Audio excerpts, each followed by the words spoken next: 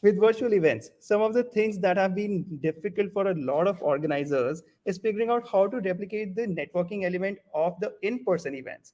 How do you do that in virtual events, right? So what were your challenges and how did you overcome them? I wanted to share how I got started in virtual events because this really speaks to this particular question. The first real, truly virtual event that I ran was a few years ago, 2018. And it was a series of live interviews and presentations where I tapped specific ambassadors of Agorapulse. Agorapulse is a social media management tool. So I was tapping social media influencers, people who teach social media on social media, very meta. And at the time, we were using a different platform. And it was really just a series of webinars. That's really what it was. They were disconnected. You couldn't even register for all of them. I had 16 of them, and you had to register for each individual one if you wanted to attend all 16. They were spread out over, I think, 3 weeks at the time, and there was no networking at all.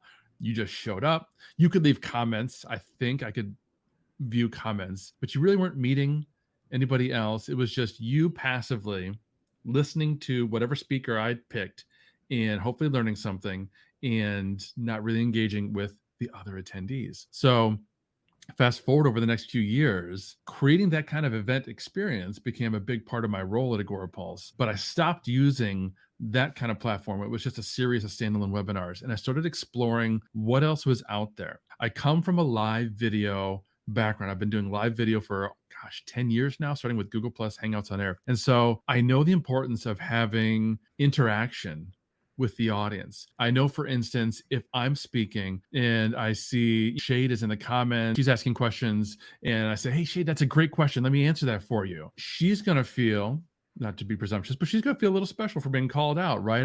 I'm almost creating that personal interaction between her and I, but I can only do that if I'm the speaker. So to have a successful virtual event, you need to create other kinds of opportunities where the individual can connect with and talk to another individual, more than just a quick chat or a profile follow. So that's why I started to build into the events that I was creating. I was looking for ways to do table talks. I was looking for ways to do this kind of hallway meetings that I talked about in that video. Because like I said, I come from not only a live video background, but I've been to many, many real life in-person conferences. And I know from personal experience, the things that I remember about those conferences aren't the session that I went to, right? Aren't, some tip that I heard about Instagram hashtag usage. That's not what I remember about Social Media Marketing World 2016. What I remember is meeting Emmerich Ernaud, who was the CEO of Agorapulse, who eventually became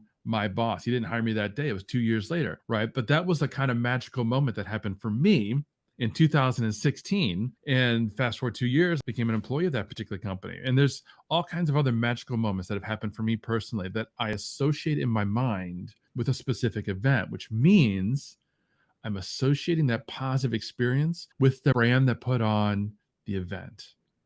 So that's what's changed for me, and that's what's changed in the industry because platforms like Airmeet facilitate and allow those kinds of networking opportunities to take place.